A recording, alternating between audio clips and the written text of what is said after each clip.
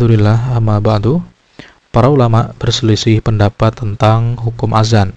Apakah fardu atau sunnah muakkad? Kalau fardu, apakah azan termasuk fardu ain atau fardu kifayah? Menurut Imam Malik, dalam salah satu versi pendapatnya, sesungguhnya azan itu wajib dikumandangkan di masjid-masjid yang digunakan untuk sholat berjamaah. Sedangkan menurut versi pendapatnya yang lain, hukum azan itu sunnah muakkad. Tetapi beliau berpendapat bahwa azan dianggap tidak fardu atau sunnah bagi orang yang sholat sendirian. Sementara itu, menurut sebagian ulama dari kalangan mazhab Zahiri, azan itu hukumnya fardu ain. Menurut sebagian yang lain, azan hukumnya fardu bagi sholat jamaah, baik yang dilakukan ketika sedang dalam perjalanan maupun tidak.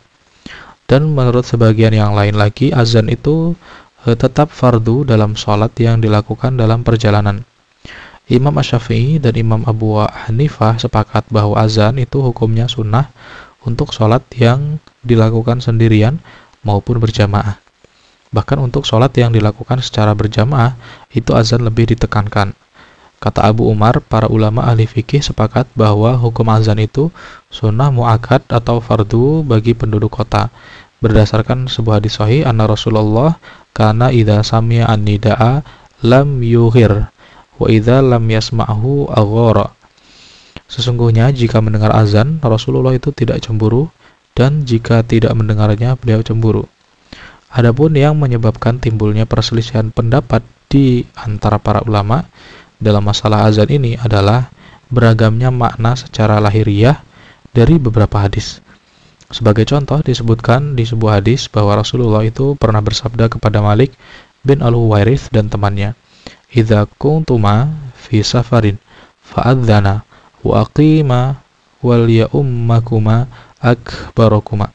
Apabila kalian berdua sedang dalam perjalanan, maka kumandangkanlah azan dan iqamah. Hendaklah yang menjadi imam adalah yang lebih tua di antara kalian. Demikian pula dengan hadis yang menyatakan bahwa azan itu selalu dikumandangkan ketika Rasulullah sedang bersama jamaah.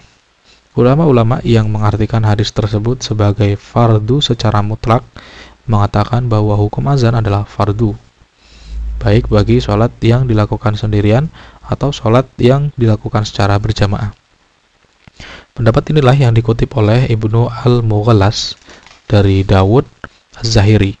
Sedangkan ulama-ulama yang mengartikan hadis tersebut sebagai seruan untuk sholat berjamaah mengatakan bahwa hukum azan adalah sunnah di dalam masjid atau fardu di tempat-tempat yang biasanya digunakan untuk berkumpul bagi banyak orang.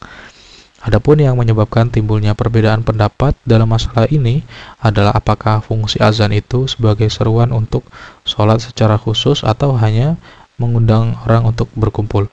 Wallahu a'lam bishawab.